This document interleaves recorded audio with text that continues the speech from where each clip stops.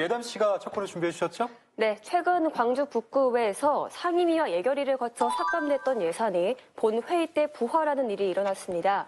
이를 두고 비판의 목소리가 나오고 있는데요. 자세한 내용 취재했습니다.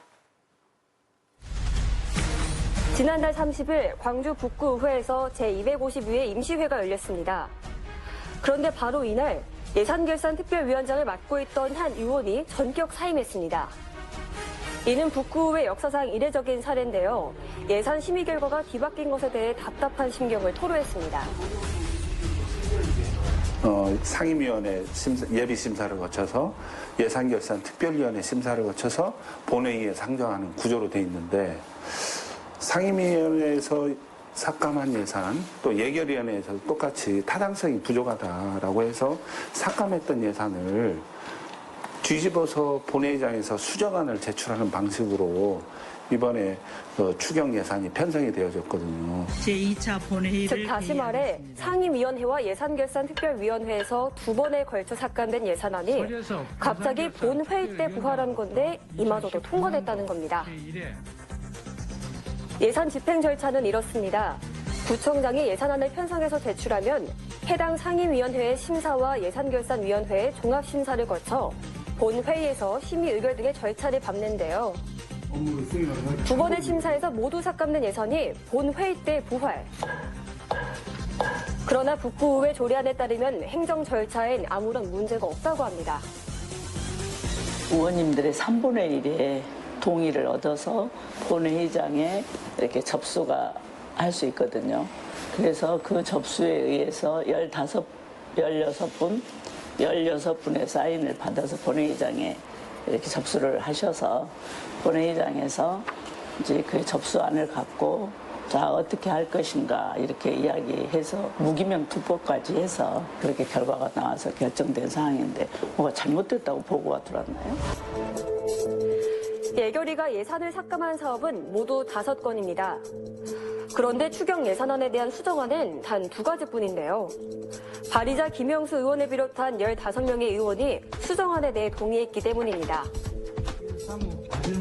결국 본회의장에서 무기명 투표가 이뤄졌고 13명의 의원이 찬성해 예산안이 통과됐습니다. 행정 절차상으로는 문제가 없다지만 일부에선 주민들이 부여해준 집행부에 대한 감시와 견제권을 의원들 스스로가 내려놓은 것 아니냐는 우려의 목소리도 나오고 있습니다. 상임위원회와 예산결산위원회는 해당 사업에 대한 타당성을 따져 예산안을 심사하는데요. 이들 위원회의 심사를 거쳐야만 예산 집행이 될 수 있는 만큼 그 역할이 막중합니다.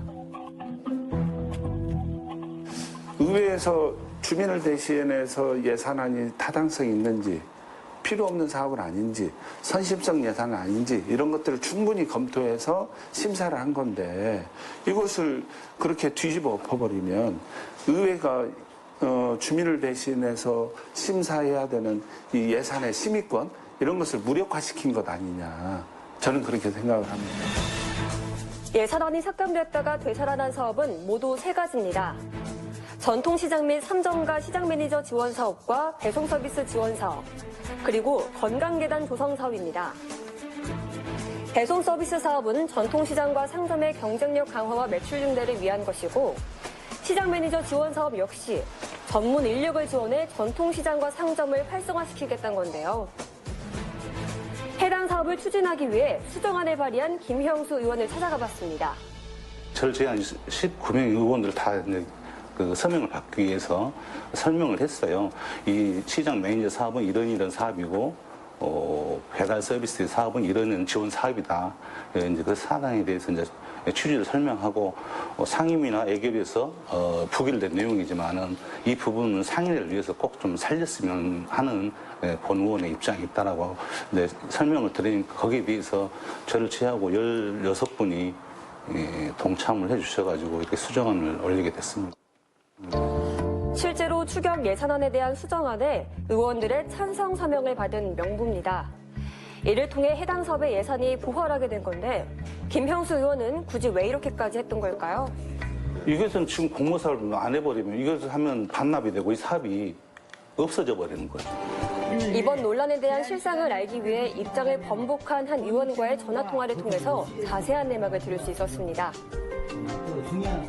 네, 이제 우리 집행부에서 이 부분에 대해서는 조금 다시 한번 우리가 잘할 테니 조금 원위치 부활을 좀 시켜달라라는 요청이 강력하게 있었고요. 저희들 의원들한테 이제 다 부탁을 하러 다녔죠. 구두상으로는 알려달라.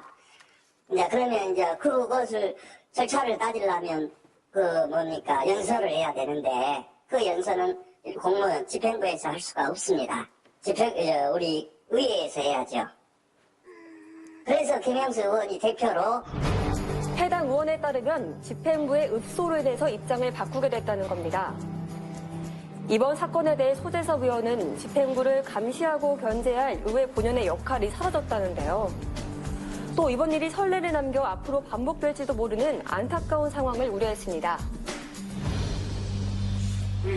집행부 공무원들도 그러지 않겠어요? 의원이 이 예산에 대해서, 이 사업에 대해서 문제 제기를 해도 문제 제기해라. 나중에 본회의장에 살릴 수 있다. 이런 생각을 가질 수밖에 없을 거라고 봅니다.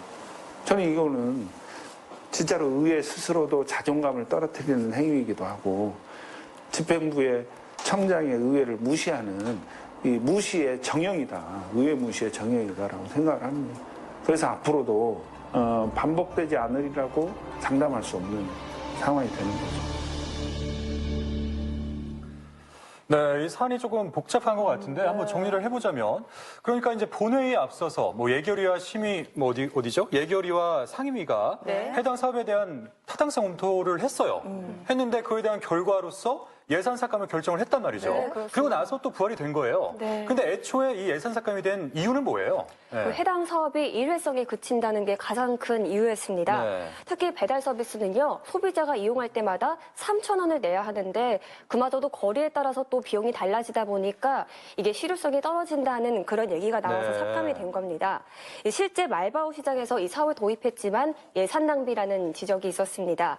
다시는 이런 일을 되풀이하지 않겠다며 전액을 삭감한 거죠. 아, 그렇게 됐던 네, 거군요. 그런데 이 삭감된 예산을 이 본회의 때 동의하에 다시 부활시키는 거는 큰 문제가 없는 건가요?